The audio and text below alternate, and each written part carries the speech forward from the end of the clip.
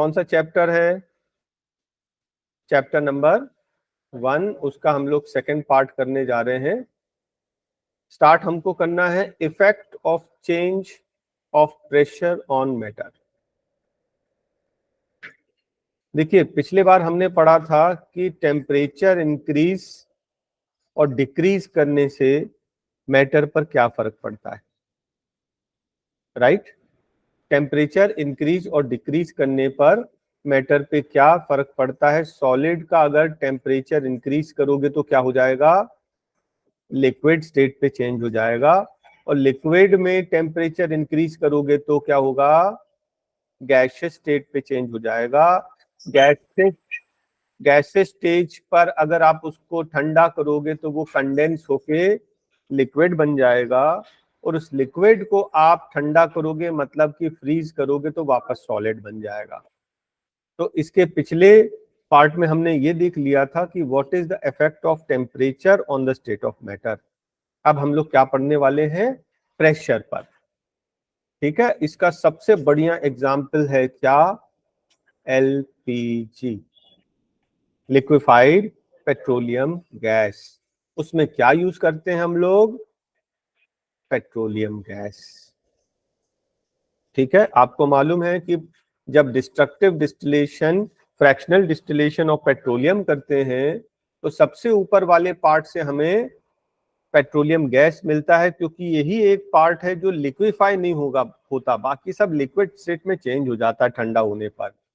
और क्योंकि इसका जो है मेल्टिंग पॉइंट 20 डिग्री करीब होता है ना, तो काफी इतने टेम्परेचर तक तो ये गैसियस स्टेट पे ही होता है, ये लिक्विड स्टेट पे चेंज ही नहीं होता।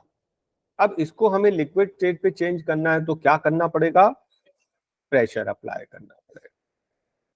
तो प्रेशर अप्लाई कैसे करते हैं? देखिए, एक बहुत बड़ा सा चेंबर है, उसके अंदर गैस को हमने फिल कर दिया, ऊपर लगा है क्या बोलते हैं इसको? पिस्टन। और पिस्टन को फिर हम लोग ने पुश किया मशीन से। ठीक है, बहुत हैवी मशीन्स लगी हैं, ये इसको पुश करेगा, पिस्टन अंदर चला गया। तो आपने देखा इसका वॉल्यूम क्या हुआ? इंक्रीज हो गया। वॉल्यूम कम होने से क्या हो गया? ये जो पार्टिकल्स दूर दूर थे बहुत पास पास आ गए, और प्रेशर अप्लाई कर दिया, वेरी हाई प्रेशर, तो पार्टिकल्स और पास आ गए। और पार्टिकल्स जितने पास आ गए कि उनके पार्टिकल्स के बीच में फोर्स ऑफ अट्रैक्शन काम करने लग गया, है ना। गैसेस में फोर्स ऑफ अट्रैक्शन जो है नेग्लिजिबल होते हैं गैस के पार्टिकल्स में, क्योंकि काफी दूर होते हैं।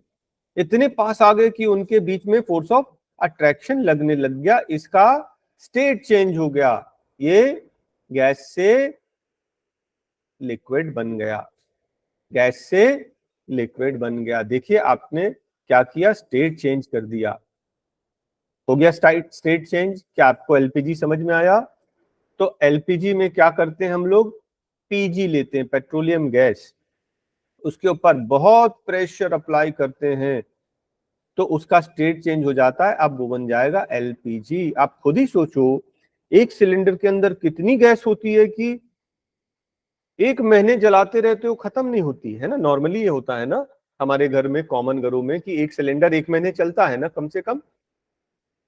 ठीक है, अगर बहुत बड़ा फैमिली है तो अलग बात, नॉर्मल एक न्यूक्लियर फैमिली में एक सिलेंडर एक महीने चल जाता है। कितनी गैस भरी होगी कि हम लोग सुबह का नाश्ता भी बनाते हैं, दोपहर का खाना, रात का खाना, और एक महीने चल जाती। तो कितनी ज्यादा उसमें गैस भरी हुई है। इतना ज्यादा गैस थी कि उसको हम लोग ने, कैसे यूज करोगे आप? इतनी गैस कहां कहां रखोगे गैस? तो सबसे बढ़िया उसको अपन क्या करें? प्रेशर अप्लाई किया। प्रेशर अप्लाई करके उसका वॉल्यूम इतना कम कर लिया, 40 टाइम्स, 50 टाइम्स, 100 टाइम्स वॉल्यूम कम कर लिया, और फिर उसको अपन ने लिक्विड फॉर्म में ही सिलेंडर में भर दिया। तो आपके सिलेंडर के अंदर किस फॉर्म में होता? लिक्विड। इसलिए तो बोलते हैं एलपीजी, लिक्विड फॉर्म में होता है। फिर जैसे ही आप नॉब खोलोगे तो क्या होगा?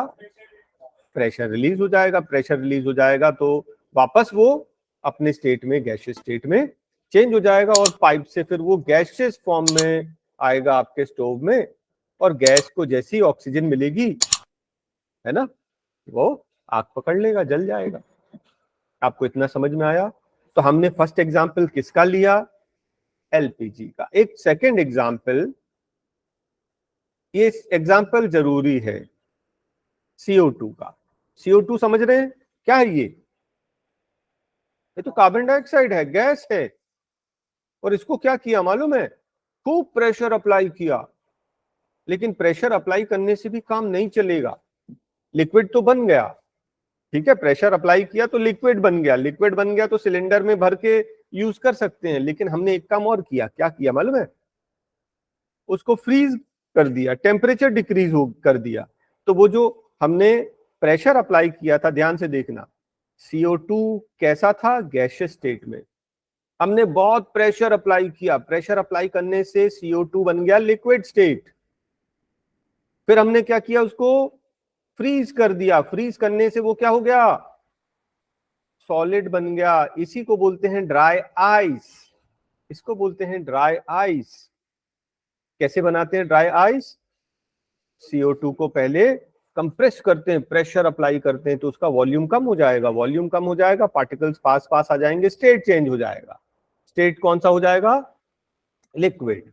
अब जैसे लिक्विड होगा, हम क्या करेंगे? उसको ठंडा कर देंगे, फ्रीजर में डाल देंगे, तो वो फ्रीज होके क्या बन जाएगा? सॉलिड। वो है ड्राई आइस। और जब ड्राई आइस को आप ओपन रखोगे, ऐसे टेबल पे रखोगे, तो क्या होगा?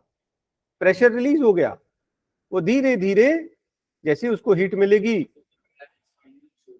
पानी से बना ही नहीं है तो पानी कैसे छोड़ेगा? वो पानी से, पानी लिक्विड बना था, हाँ, तो वो सीधा सीधा गैस ही बन के उड़ जाएगा, क्योंकि पानी से बना ही नहीं ना वो। समझ गए?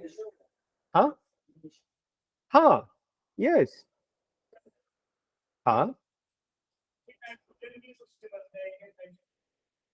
देखो, आपको प्रेशर अप्लाई तो करना पड़ेगा। चलिए, अब एक नेक्स्ट टॉपिक क्या है? इवेपोरेशन। मुझे बताओ, इवेपोरेशन किस टेम्परेचर पर होता है? इवेपोरेशन किस टेम्परेचर पर होता है? 100 डिग्रीज, 40 डिग्रीज, 80 डिग्रीज, 0 डिग्रीज, 0 पे नहीं होता, 10। तो इसका आंसर बताऊं? Evaporation takes place at all temperature. Evaporation takes place at, example, example सबसे बढ़िया एग्जाम्पल, हमने कपड़े धो के टांग दिए, सूख गए ना? पहले गीले थे ना, कपड़े धोए और हमने उसको अच्छे से गार दिया, लेकिन फिर भी गीला रहता है थोड़ा, उसमें मॉइस्चर है, हमने उसको टांग दिया, और फिर बाद में एक आध घंटे बाद धूप में वो सूख गया, तो पानी कहाँ गया? इवेपोरेट हो गया। किस टेम्परेचर पर इवेपोरेट हुआ? जो एटमॉस्फेरिक टेम्परेचर है। अभी कितना चल रहा है टेम्परेचर? गर्मी बहुत रहती, 35, बहुत गर्मी हो गई 40, समझ गए ना? अरे 100 रूम टेम्परेचर, 100 तो नहीं ना, 100 टेम्परेचर कहाँ पहुंचता? बहुत गर्मी होती तो 40-45 हो जाता room temperature. Evaporation takes place at all temperature. अब ड्राई आइस को छोड़ते हो 0 डिग्री, वो भी इवेपोरेट करता रहता, उड़ता रहता वो भी। अच्छा, हाँ ठीक है, अभी वो उसका स्टेट ही नहीं है 0 के बाद, बिल्कुल ठीक। अच्छा, पहली चीज, evaporation takes place at all temperature. What is evaporation?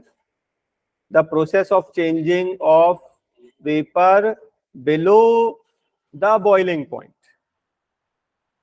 Is called evaporation. धूप में पानी रखोगे, उड़ जाएगा कि नहीं? सबसे बढ़िया एग्जाम्पल है ये, किसी ने देखा नमक बनाते हुए?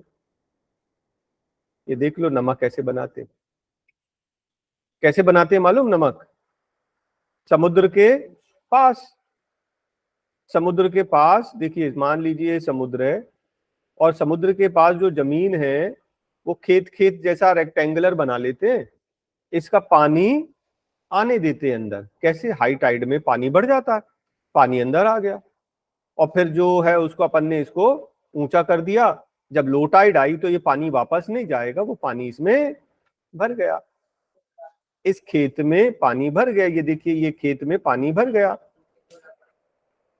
राइट। अब हमको कुछ करना ही नहीं है, हमको कुछ करना ही नहीं है, धूप से अपने आप इवेपोरेट होगा। और ध्यान से देखना, ये कैसा है, नमक, नमक रहता ना इसमें, कैसा सोल्यूशन है, सैचुरेटेड की अनसैचुरेटेड? देखिए 3 टाइप का सोल्यूशन होता है, एक होता है सैचुरेटेड सोल्यूशन, एक होता है अनसैचुरेटेड सोल्यूशन, और एक होता है सुपर सैचुरेटेड सोल्यूशन। मैं तीनों में डिफरेंस बता रहा हूं। फर्स्ट, एक ग्लास पानी में आपने 2 चम्मच शक्कर नमक जो डालना डाल लो, क्या डालना, नमक डाल दिया, 2 चम्मच नमक डाल दिया, स्टर किया, मिक्स हो गया। सैचुरेटेड है कि अनसैचुरेटेड? अनसैचुरेटेड क्यों? क्योंकि अभी उसमें और नमक जा सकता है, 1 चम्मच और डालोगे तो भी वो डिसॉल्व हो जाएगा। अभी कैसा है, अनसैचुरेटेड।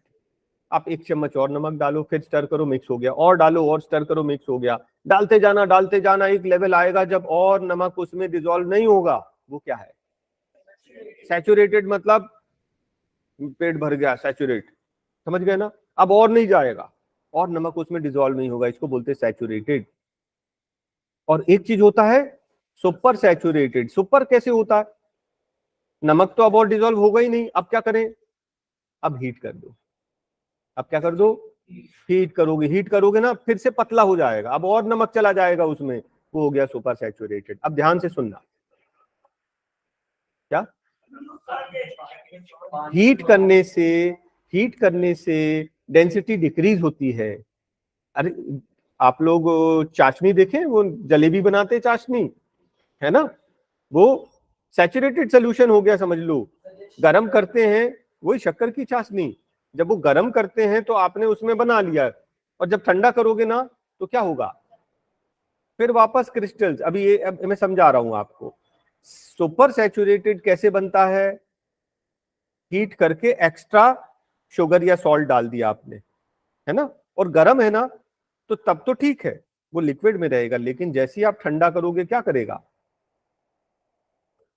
जैसे ही आप ठंडा करोगे तो सैचुरेटेड से जो एक्स्ट्रा सॉल्ट डाला था वो छोड़ देगा। वो क्या करेगा, छोड़ देगा, वापस दे देगा। उसको क्या बोलते हैं मालूम है, क्रिस्टलाइजेशन। क्रिस्टल वापस मिल जाएंगे। अब यहां ध्यान से देखिए, समुद्र का पानी कैसा था, सैचुरेटेड की अनसैचुरेटेड की सुपर, अनसैचुरेटेड, ठीक है। अब आपने उसको क्या कर दिया, धूप में छोड़ दिया, पानी उड़ता जाएगा। हम नमक नहीं बढ़ा रहे, लेकिन पानी तो कम हो रहा है, धीरे धीरे पानी कम हो जाएगा, क्या बन जाएगा, सैचुरेटेड।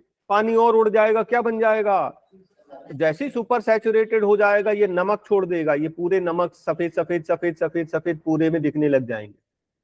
वो इन लोग इकट्ठा कर लेंगे, यहां इकट्ठा कर लिए, यहां इकट्ठा कर लिया, अगले दिन फिर इवेपोरेट होगा और सुपर सैचुरेट बनेगा और क्रिस्टलाइज हो जाएगा, क्रिस्टलाइज हो जाएगा, फिर सफेद सफेद सफेद सफेद, फिर उसको इकट्ठा कर लेंगे, फिर नेक्स्ट डे और आ जाएगा, क्रिस्टलाइज हो जाएगा। समझ रहे ना आप, पानी कैसे था, अनसैचुरेटेड। धूप से हम यहां पर नमक नहीं बढ़ा रहे, लेकिन पानी तो इवेपोरेट हो रहा, वाटर कम हो रहा है, सैचुरेट बन जाएगा, सैचुरेट हो जाएगा, और पानी कम हो जाएगा, सुपर सैचुरेट हो जाएगा। सुपर सैचुरेट हो जाएगा तो किसे, आइस से कैसे बनेगा, नमक बनने के लिए नमक होना तो चाहिए।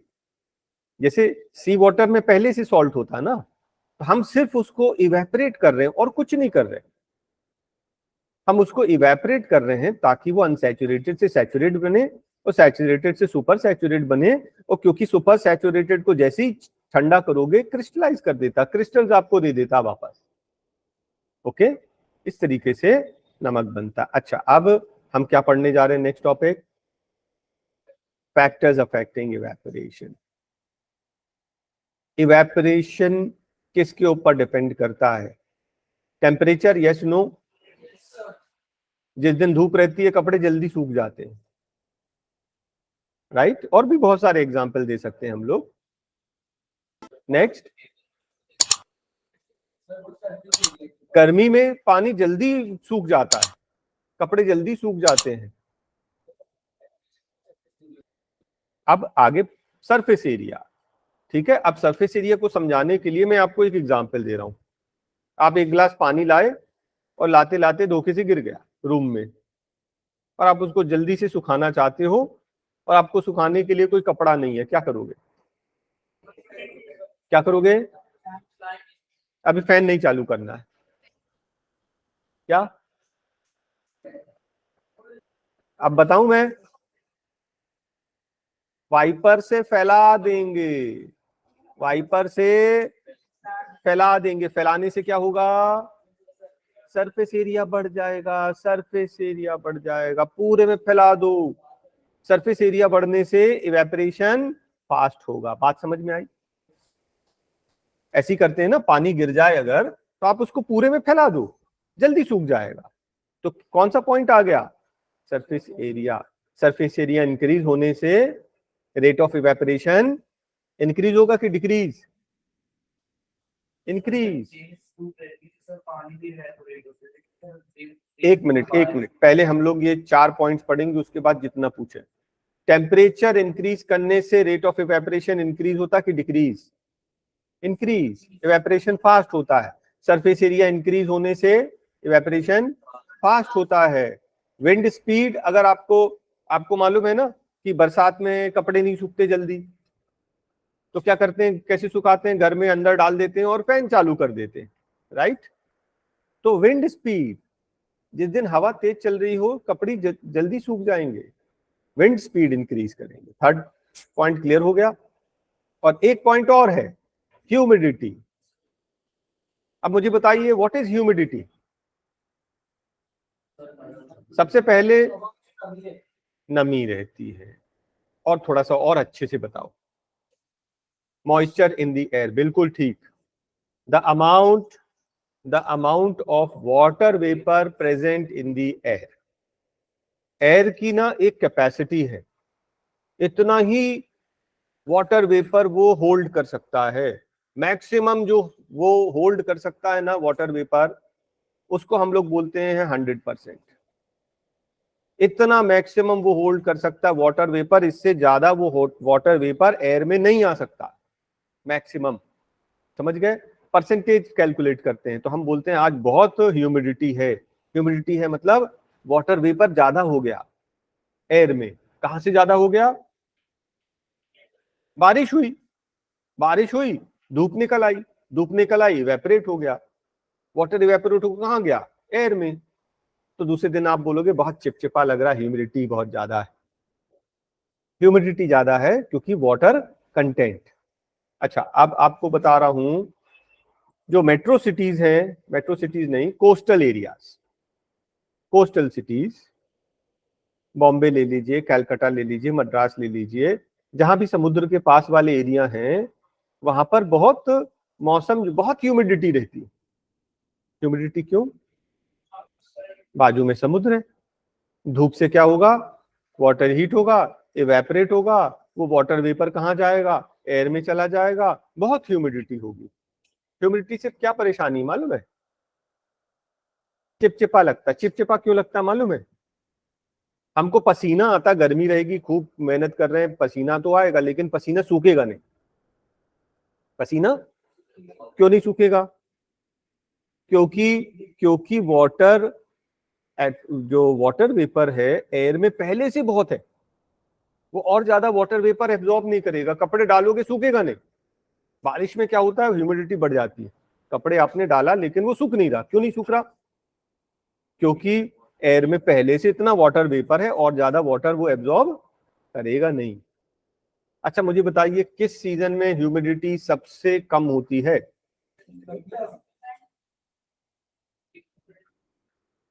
विंटर। समर नहीं, विंटर। इसका एक छोटा सा एग्जांपल बताऊं, सबसे कम ह्यूमिडिटी, सबसे कम मॉइस्चर एयर में कब होता है? विंटर में। क्यों? क्योंकि क्योंकि क्योंकि आप मॉइस्चराइजिंग क्रीम लगानी पड़ती है आपको। मॉइस्चर इतना कम होता है कि आपके बॉडी से भी मॉइस्चर लेके उड़ जाता है, समझ गए? पैर, किसी के हाथ पैर फटने लगते, मालूम है ना, चेहरा बिल्कुल सूखा सूखा हो जाता। क्यों हो जाता है? क्योंकि इतनी कम मॉइस्चर होती है एटमॉस्फेयर में कि आपके बॉडी का भी मॉइस्चर उड़ जाता है। तो सबसे कम मॉइस्चर किस सीजन में होता है? विंटर। सबसे ज्यादा मॉइस्चर किस सीजन में? अरे रेनी, रेनी, खूब बारिश हुई, धूप हुई, समझ गए? अब हाँ, अब बताइए, अगर ह्यूमिडिटी ज्यादा होगी तो रेट ऑफ इवेपोरेशन कम हो जाएगा। ये 4 पॉइंट्स क्लियर हैं? टेम्परेचर ज्यादा होने से, टेम्परेचर इंक्रीज होने से रेट ऑफ इवेपोरेशन इंक्रीज हो जाता है। सरफेस एरिया इंक्रीज होने से रेट ऑफ इवेपोरेशन इंक्रीज होता है, राइट ना? ह्यूमिडिटी से डिक्रीज होता है और विंड स्पीड से भी इंक्रीज। ये पॉइंट्स क्लियर हैं? अब एक चीज बताइए, ये याद रखना, हाँ, इवेपोरेशन कॉजेस कूलिंग। क्या याद रखोगे? जब भी इवेपोरेशन होगा कूलिंग होगी, जब भी इवेपोरेशन होगा कूलिंग होगी। अब इसके एग्जांपल्स देख लें। अब बताइए, मटके का पानी ठंडा क्यों होता है?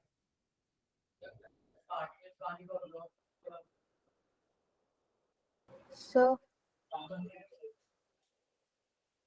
सर हाँ, सर इसलिए होता है क्योंकि मटके में जो है स्मॉल पोर्स होते हैं, जिससे इवेपोरेशन टेक प्लेस करता है अंदर के पानी से।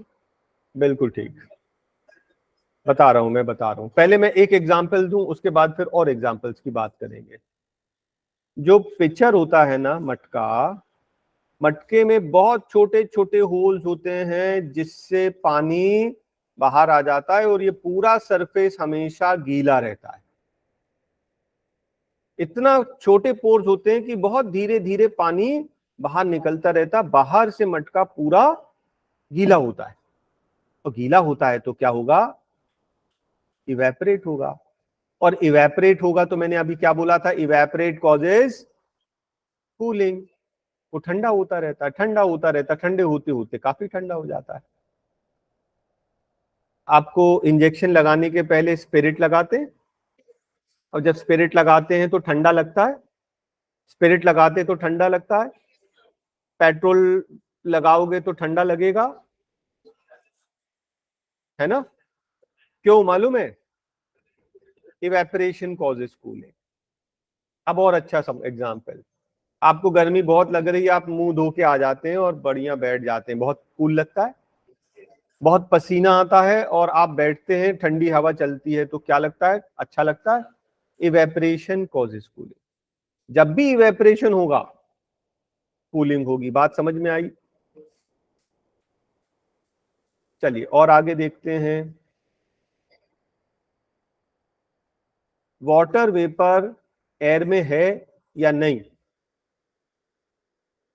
एयर में तो है वाटर वेपर, उसी को तो बोलते हैं हम लोग ह्यूमिडिटी।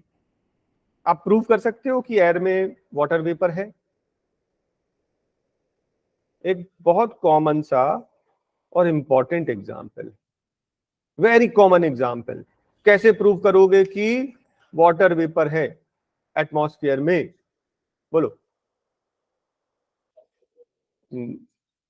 सबसे कॉमन एग्जाम्पल बताऊं? गर्मी का सीजन है ना, आप क्या करते हैं, एक ग्लास में पानी ले लो, चिल्ड वाटर ले लो या फिर उसमें आइस डाल दो, और आप देखोगे बाहर बाहर पानी पानी पानी ड्रॉपलेट्स बन जाते हैं, और फिर थोड़ी देर में वो टेबल में भी आ जाता पानी। ये पानी कहाँ से आया बताओ? क्या ग्लास लीक कर रहा है, अंदर का पानी बाहर आ रहा है? फिर कहां से आया?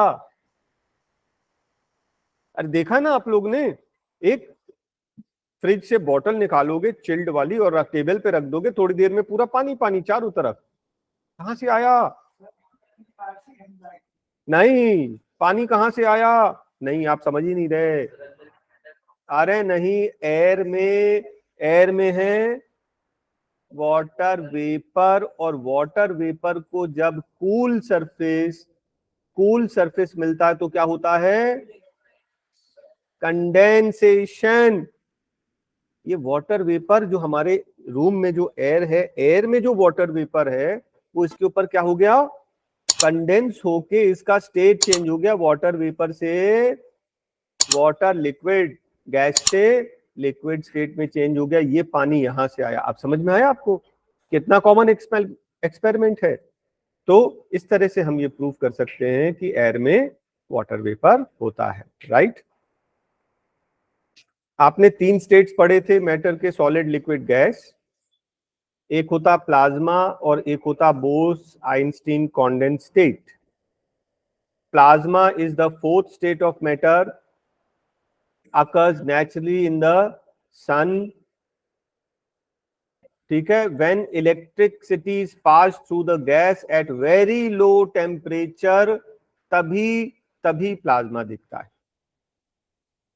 ठीक है। कब होगा? जब इलेक्ट्रिसिटी पास करेंगे in a glass tube, discharge tube बोलते हैं, at a very low temperature, तब हमें मिलेगा ये 4th स्टेट ऑफ मैटर। और 5th स्टेट ऑफ मैटर, ध्यान रखना, बोस आइंस्टीन इंडियन साइंटिस्ट थे, सत्येंद्र नाथ बोस, उनने कुछ कैलकुलेशंस किए थे, फिर एल्बर्ट आइंस्टीन ने उनके प्रेडिक्शन को यूज किया, और इसलिए कंबाइंड स्टेट जो है बोस आइंस्टीन कॉन्डेंस स्टेट नाम है। बोस मतलब इंडियन साइंटिस्ट, और आइंस्टीन ने मिलकर जो थ्योरी निकाली, थ्योरी थी ये एक्चुअली, जो 3 साइंटिस्ट हैं ये 3 इनने मिलकर बाद में उसको ढूंढ के निकाला भी। तो एक स्टेट है plasma, 4th state, 5th state है बोस आइंस्टीन कॉन्डेंस स्टेट, ठीक है। इतना आपके कोर्स में है, और जो आपको डिस्कस करना है तो हम लोग नेक्स्ट क्लास में डिस्कस कर लेंगे।